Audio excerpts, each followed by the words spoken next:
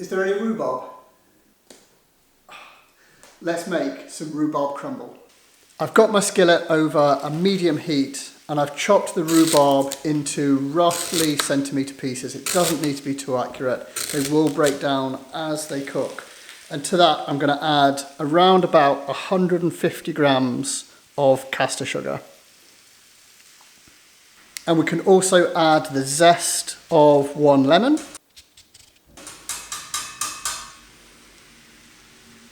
And give that a little bit of a stir around just to make sure that the lemon gets everywhere.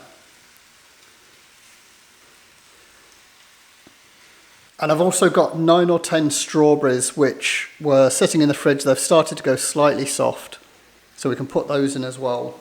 And we want to leave this for around about 10 minutes or so to let everything start to cook down and become that beautiful fruit filling for our crumble. For the crumble topping, we've got 250 grams of all-purpose flour, 60 grams of rolled oats, 150 grams of caster sugar, and 200 grams of unsalted butter that I've just let soften to room temperature. And with the crumble, you just want to get your hands in, and you can see that butter is nice and soft. So we want to just bring this together.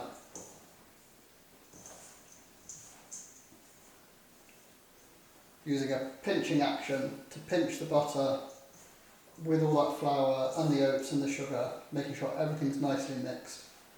You can see that started to come together as like a nice kind of crumble. There's no real pockets of flour left anymore.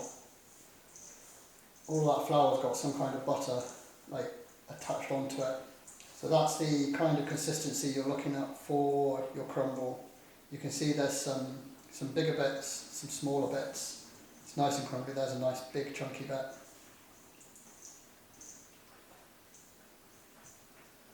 And that's the crumble ready. And in that time it's taken us to make the crumble, the rhubarb and strawberry mixture has started to break down, go all nice and jammy. So we'll turn the gas off on that mixture now. There's still a lot of heat in that pan. Be super careful because that sugar is burning hot. We can take our crumble and we can begin to just put that all over the top.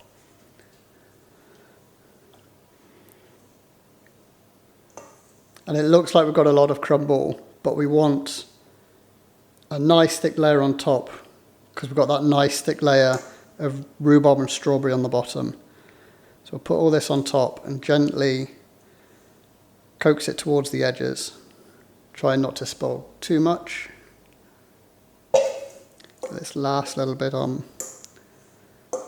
If we do lose a few bits, that doesn't matter.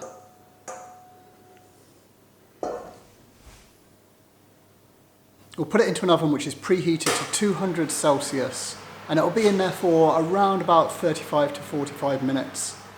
Make sure that you put a tray underneath your pan to catch any of those juices that drip over the side. And there it is, our beautiful rhubarb and strawberry crumble. It is bubbling hot right now, so you definitely want to leave it for a good 7 to 10 minutes before you start to dig into it. But believe me, it is delicious. And that's how easy it is to make a super delicious, super easy rhubarb and strawberry crumble. So all that's left to do is to taste it and see what it's like. And it's still super hot.